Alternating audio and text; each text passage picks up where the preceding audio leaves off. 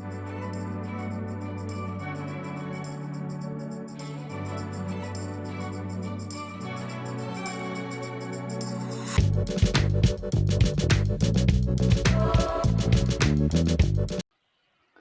Friends, welcome back to the channel परमायस the virtue of humanity. Again हम लेकर आ गए हैं क्वेश्चन आंसर सीरीज का एंड सीरीज, जहां पे हम डिस्कस करेंगे 81 से लेकर 100 तक के क्वेश्चन, मतलब आगे के 20 क्वेश्चन जो हमारे बचे हुए हैं। इसके प्रीवियस की वीडियो ऑलरेडी चैनल पे अपलोडेड है, आप वहां से सारी प्रीवियस ईयर पेपर को रिवाइज कर सकते हैं। ठीक है, जो भी आपके कोर्सेज हैं वो कंप्लीटली फ्री हैं आप सभी के लिए। सो आप कोर्सेज को साइन अप कर लीजिए, फ्री है, सब्सक्राइब कर लीजिए और ज्यादा से ज्यादा लोगों तक शेयर कर दीजिए। सो बिना वेट किए हुए, बिना टाइम वेस्ट किए हुए चलते हैं क्वेश्चंस पे।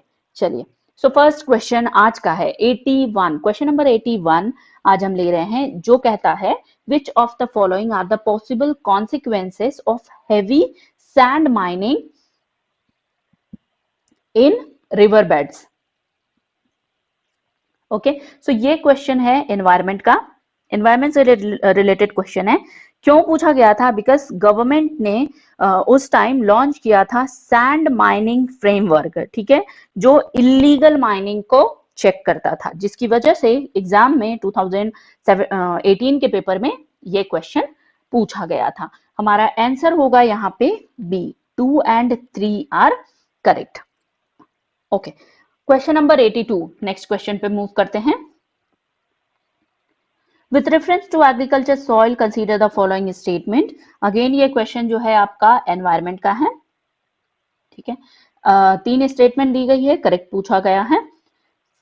सो हमारा आंसर होगा 3, मतलब बी आंसर होगा 3 only is correct. Irrigation over a period of time can contribute to the salinization of some agriculture land, ठीक है। सो ये हमारा स्टेटमेंट सही है। नेक्स्ट क्वेश्चन नंबर 83 पे चलते हैं। क्वेश्चन नंबर 83 अगेन एनवायरमेंट से रिलेटेड क्वेश्चन है, न्यूज में भी थी, सो इससे रिलेटेड भी क्वेश्चन है, ठीक है। सो हमारा आंसर होगा यहाँ पे B, the United Nation conference on sustainable development 2012 Rio de Janeiro. Okay, question क्या कहता है? The partnership for action on green economy page a UN mechanism to assist countries transition towards greener and more inclusive economies emerged at। ठीक है, तो ये कब हुआ था? 2012 का रियो दी जेनेरियो। सो ये बी है जो हमारा सही है। 2012 में रियो प्लस 20 ब्राजील में हुई थी, ठीक है, रियो प्लस 20 ब्राजील में हुई थी। इसी को कहते हैं United Nations conference on sustainable development. तो यहाँ पे ऑप्शन में भी दिया हुआ है। ये जो कॉन्फ्रेंस हुई थी उसको डॉक्यूमेंट टाइटल, उसका जो डॉक्यूमेंट टाइटल था द फ्यूचर वी वांट। क्या था document title? The future we want. Page was created as the UN's direct response to this call on action. Starting में 4 UN organization including ILO, UN environment, UNIDO and UNITAR with board and tailored support के लिए आई थी, ठीक है। Next question, question number 84 science and tech का question है, news का भी क्वेश्चन होगा क्योंकि न्यूज में भी चल रहा होगा, ठीक है। 3D printing has application in which of the following, correct पूछा गया है। तो हमारा करेक्ट आंसर होगा हमारा यहाँ पे 1 and 4, सी करेक्ट होगा। अब साइंस एंड टेक में जनरली ऐसा माना जाता है कि जो ऑल ऑफ दी अबव के जो आंसर होते हैं वो most of the time correct होते हैं, बट यहाँ पे आप देख सकते हैं क्या all of the above correct है? नो। सो एक्सेप्शनल हमेशा रहता है। आप ऐसा नहीं कि साइंस एंड टेक का क्वेश्चन देखिए और directly all of the above mark कर दे, ऐसा नहीं होता है।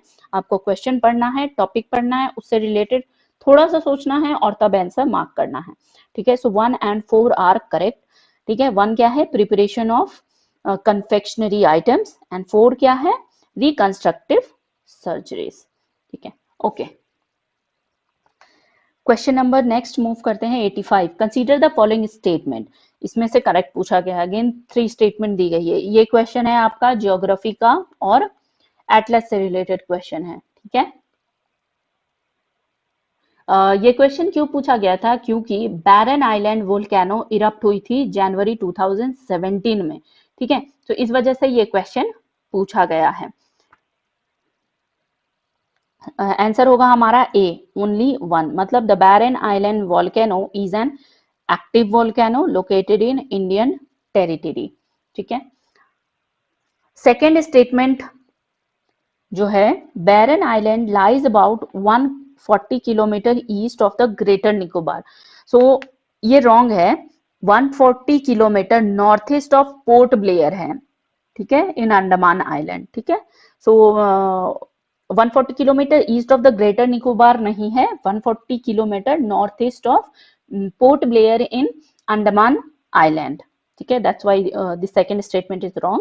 Third statement, the last time the Barren Island volcano erupted was in 1991 and it has remained inactive since then. ऐसा है क्या, मैंने अभी आपको बताया कि जनवरी 2017 में इरप्ट हुई थी।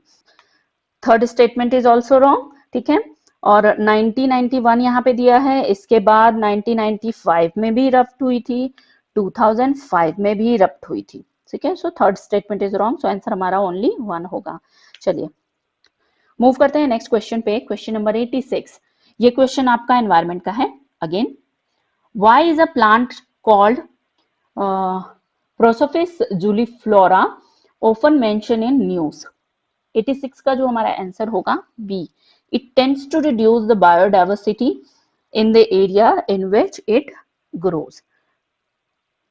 जो प्रोसोपिस जूलीफ्लोरा मैक्सिको से दिल्ली लाया गया था, ठीक है, प्रोसोफिस जूलीफ्लोरा मैक्सिको से दिल्ली लाया गया था by British more than a century ago, मतलब काफी पहले लाया गया था। इसकी डीप रूट होने की वजह से ग्राउंड वाटर भी इम्पैक्ट करती है, मतलब जो प्रोसोफिस जूलीफ्लोरा है उसकी जो जड़ें होती है वो डीप रूट होती है, जिसकी वजह से ग्राउंड वाटर सिटीज की इम्पैक्ट होती है। Also, these exotic plant became invasive and wiped out most of the native plants, जिनमें से कुछ जानवर भी हैं। Due to their impact on habitat loss भी मतलब काफी तेजी से हो रहे हैं। सो इसकी वजह से ये उस टाइम न्यूज में चल रही थी, ठीक है। सो एनवायरमेंट का भी क्वेश्चन है और न्यूज में भी था, that's why this question could have been asked, जिसकी वजह से ये क्वेश्चन पूछा गया है, ठीक है। ओके मूव करते हैं नेक्स्ट क्वेश्चन पे, question number 87। Consider the following statement. 87 का क्वेश्चन आपका है ज्योग्राफी का, ठीक है। करेक्ट पूछा गया है, 3 स्टेटमेंट दी गई है, आंसर होगा डी 1 2 3 ऑल आर करेक्ट, तो सारे करेक्ट हैं, यहाँ पे ज्यादा हम डिस्कस नहीं करेंगे। जहां पे स्टेटमेंट रॉन्ग होती है वहां पे थोड़ा सा डिस्कशन जरूरी हो जाता है, क्योंकि हमें जानना है कि अगर कोई स्टेटमेंट गलत है तो क्यों है, सही है तो वो तो टॉपिक के हिसाब से सही है, ठीक है। सो मूव करते हैं नेक्स्ट क्वेश्चन पे, question number 88। Momentum for change climate neutral now is an initiative launched by 88, answer क्या होगा सी, UNFCCC सेक्रेटेरिएट। ये क्वेश्चन आपका एनवायरमेंट से है। UNFCCC का 2016 में पेरिस एग्रीमेंट हुआ था, ठीक है। क्लाइमेट न्यूट्रल नाउ 2015 में लॉन्च हुई थी, कब हुई थी 2015 में लॉन्च हुई थी। अब किसके द्वारा लॉन्च की गई थी, by UN climate change. 3 simple step और मेथड दिए गए हैं जिसके जरिए companies, organisation, government and citizens काम करते हैं टुवर्ड्स क्लाइमेट न्यूट्रलिटी। सबसे पहला जो है measures these green house gas emission, सबसे पहले ग्रीन हाउस गैस एमिशन को मापना, reduce them as much as possible, उसको जितना हो सके कम करने की कोशिश करना, then compensate those which cannot be avoided by using UN certified emission reduction CER, ठीक है। Okay so we'll move to the next question, question number 89। Question number 89 की बात करें तो मॉडर्न हिस्ट्री का क्वेश्चन है, स्पेक्ट्रम के चैप्टर 10 में मिल जाएगी, डेवलपमेंट एजुकेशन, पेज नंबर 291 होगी, ठीक है। With reference to the educational institution during colonial rule in India consider the following pairs. यहाँ इंस्टीट्यूशन दिए गए हैं और उसके फाउंडर्स दिए गए हैं। सो आंसर करेक्ट पूछा गया है कौन सा है, 2, B is the correct answer. So ये मॉडर्न हिस्ट्री के क्वेश्चन है, जब आप चैप्टर पढ़ेंगे तो वहां पे डिटेल में होगी। सो यहाँ पे मैं ज्यादा डिस्कस नहीं कर रही हूँ क्योंकि वीडियो बहुत लंबी हो जाएगी। चलिए नेक्स्ट करते हैं, क्वेश्चन पे चलते हैं, मूव करते हैं नेक्स्ट क्वेश्चन पे। क्या पूछा गया है, consider the following pairs. Again reasons जो न्यूज में समटाइम देखे गए थे और उससे रिलेटेड कंट्रीज। ठीक है। सो ये क्वेश्चन होगा आपका ज्योग्राफी का, एटलस का, ऑफ कोर्स न्यूज में थी तो ये करंट अफेयर का भी होगा। ठीक है। आंसर यहाँ पे क्या होगा जो करेक्टली मैच्ड है वो है 1 and 3, C is the correct answer. 1 and 3, these two are correct। ठीक है। ओके, सो नेक्स्ट मूव करते हैं question number 91। Consider the following events. Again चार स्टेटमेंट्स दी गई हैं और उसकी क्रोनोलॉजी पूछी गई है, कौन सा पहले हुआ है कौन सा बाद में हुआ है। ठीक है, ये पोस्ट इंडिपेंडेंस का क्वेश्चन है। ठीक है, चलिए अब हमारा जो आंसर होगा यहाँ पे वो होगा बी, 3, 2, 1, 4। कैसे होगा वो हम देख लेते हैं। द फर्स्ट स्टेटमेंट हम पढ़ेंगे। The first democratically elected communist party government formed in a state in India. ये कब हुआ था, 1957। उसके बाद second, India's then largest bank, Imperial Bank of India, was renamed State Bank of India। ये कब हुई थी, 1955। उसके बाद है air India was nationalized and became the national carrier, 1953। उसके बाद फोर्थ है Goa became a part of independent India, 1961, 18 दिसंबर 1961, ये याद रखना है। ठीक है, तो इस वजह से हमारा क्रोनोलॉजी के हिसाब से आंसर क्या हो जाएगा, सबसे पहले 53, उसके बाद 55, देन 57, देन 61। सो इस तरह से हमारी क्रोनोलॉजी बैठ गई। नेक्स्ट करते हैं move question number 92। Question number 92 जो है आपका पॉलिटी का क्वेश्चन है। Okay, right to privacy is protected as an intrinsic part of right to life and personal liberty. Which of the following is the Constitution of India? Correctly and appropriately imply the above statement। ठीक है, सो ये 92 का question है। ठीक है, उस time supreme court ने judgement दिया था on right to privacy in 2017 में सुप्रीम कोर्ट ने जजमेंट दिया था राइट टू प्राइवेसी के ऊपर, इसलिए ये क्वेश्चन पूछा गया था। इसका आंसर होगा C, article 21 and the freedoms guaranteed in part 3। तो वहां चलिए मूव करते हैं नेक्स्ट क्वेश्चन पे। Question number 93, consider the following statement. यहाँ पे अगेन दिया गया है, क्वेश्चन पूछा जा रहा है, the cabinet committee on economic affair has announced the minimum support price, MSP. Okay, ठीक है। सो अभी आपने देखा होगा, अभी जो फार्मर बिल पास हुई है उसमें एमएसपी की वजह से ही बहुत सारे फार्मर्स स्ट्राइक पे हैं, रोड पे आ चुके हैं, क्योंकि उन्हें लग रहा है कि एमएसपी गवर्नमेंट धीरे धीरे खत्म कर देगी। गवर्नमेंट ने कहा है कि एमएसपी खत्म नहीं होगी, एमएसपी जैसा चलता था वैसा चलता रहेगा। सो वो डिस्प्यूट थोड़ा चल रहा है। ठीक है, सो वो आगे हम देखते रहेंगे। फार्मर्स बिल को एक बार अच्छे से पढ़ लीजिएगा। कुछ कॉन्ट्राडिक्टरी भी है, कुछ फार्मर्स के लिए सही भी है। ठीक है, सो वो एक बार पढ़ लीजिएगा। ओके, ये जो क्वेश्चन यहाँ पे पूछा गया है ये आपका इकोनॉमी का क्वेश्चन है, न्यूज में भी थी, राइट। सो आपका जो आंसर हो जाएगा बी, 2, 4, 5, 6 ओनली। 2 में क्या है, ठीक है, यहाँ पे पूछा गया था एमएसपी के बारे में, किन किन चीजों पे एमएसपी है। तो सबसे पहले है 2, barley, finger millet, groundnut and sesamum. ठीक है, so these all are related to this MSP। Okay, move करते हैं नेक्स्ट क्वेश्चन पे। Question number 94, in which of the following states in Pakhui wild life sanctuary located. ये question आपका environment का होगा, environment का क्वेश्चन है। आंसर होगा आपका अरुणाचल प्रदेश।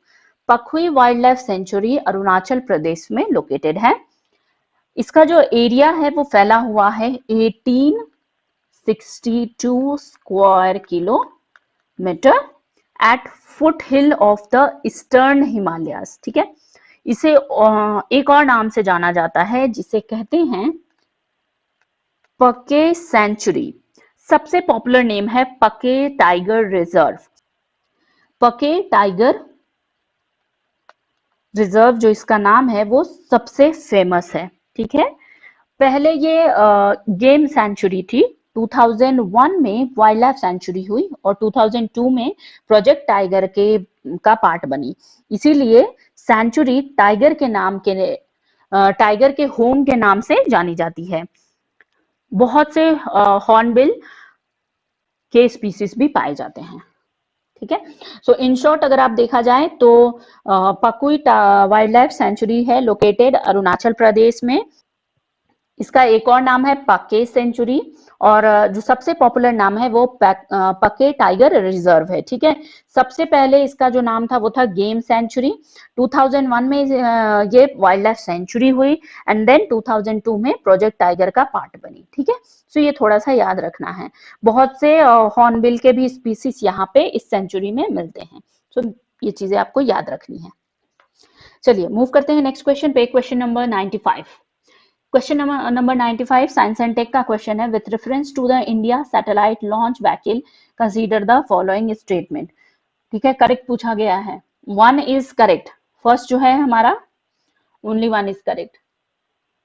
सो साइंस एंड टेक से रिलेटेड जितने भी करंट अफेयर के न्यूज हैं वो आपको एक बार रिवाइज करके जाना है बिफोर एग्जामिनेशन, ठीक है। मूव करते हैं नेक्स्ट क्वेश्चन पे, क्वेश्चन नंबर 96 इकोनॉमी का क्वेश्चन है। With reference to the governance of public sector banking in India consider the following statement.